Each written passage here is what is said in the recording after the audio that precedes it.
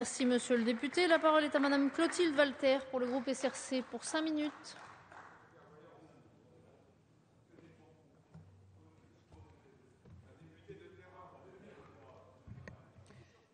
Madame la présidente, madame la ministre, monsieur le rapporteur, madame la présidente de la commission des affaires économiques, mes chers collègues, je me félicite de l'examen de cette proposition de loi qui ouvre un débat très important car elle marque une vraie rupture et constitue pour nous un symbole fort. Rupture parce que, avec ce texte, nous apportons une première réponse à la crise profonde que nous traversons, qui n'est pas seulement économique, sociale et financière, mais qui est aussi une crise environnementale. Et face à cette crise globale, c'est d'une rupture que nous voulons, une rupture nécessaire pour changer en profondeur notre modèle de croissance, pour nous engager dans un processus de sobriété énergétique qui constitue un des éléments de la transition énergétique voulue par le président de la République. Symbole fort ensuite, car dans le même temps, cette réforme se fait dans la justice et redonne du pouvoir d'achat aux plus modestes. Cette proposition de loi, c'est d'abord une mesure de justice sociale.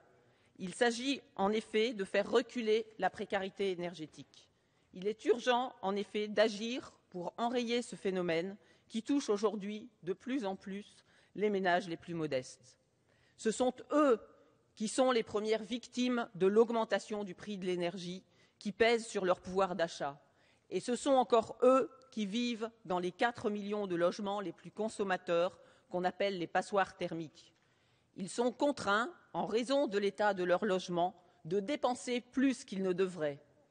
Le mal logement devient alors une double peine, puisqu'au confort insuffisant s'ajoutent des charges de plus en plus lourdes. Le texte qui vous est proposé répond à cette situation et renforce la lutte contre la précarité énergétique avec 2 mesures. La première, en élargissant le nombre des ménages bénéficiant des tarifs sociaux de 600 000 à 4 millions, ce qui est considérable. La seconde, en généralisant l'interdiction de couper l'électricité, le gaz et la chaleur pendant les mois d'hiver. Cette proposition de loi entend également favoriser la maîtrise de la consommation d'énergie. Il s'agit de consommer mieux pour consommer moins en rémunérant les économies d'énergie. Le texte crée un dispositif novateur de bonus-malus où les comportements vertueux sont récompensés par des factures moindres et les comportements peu responsables pénalisés par des tarifs plus élevés. Ce mécanisme est à la fois pédagogique et susceptible de modifier les comportements dans la durée. Enfin, grâce à des mesures incitatives, il va permettre la réalisation de programmes de travaux indispensables pour maîtriser notre consommation d'énergie. Cette proposition de loi n'est pourtant qu'une étape, puisqu'elle ne concerne aujourd'hui que l'électricité, le gaz et la chaleur, soit les énergies de réseau. On voit bien la logique, celle de la sobriété énergétique, celle de la maîtrise de la consommation des ressources rares. On voit bien que cette logique est appelée à s'étendre au-delà de l'énergie à d'autres ressources rares, par exemple l'eau. Il faudrait pouvoir permettre aux collectivités locales qui le souhaitent de mettre en place un bonus-malus écologique et social pour l'eau. On voit aussi que la transition écologique ne peut pas se concevoir sans les énergies renouvelables. La France dispose de la première forêt d'Europe occidentale, d'un fort potentiel hydraulique, éolien et géothermique. Elle est le second producteur et le second consommateur d'énergie renouvelable d'Europe. Il m'apparaît donc essentiel, et je sais l'importance qu'y accorde également mon collègue Dominique Potier et d'autres au sein de cette Assemblée, d'envoyer des signaux positifs à ces filières d'énergie renouvelable pour que l'on comprenne bien que ce sont des filières d'avenir. Prenons le bois.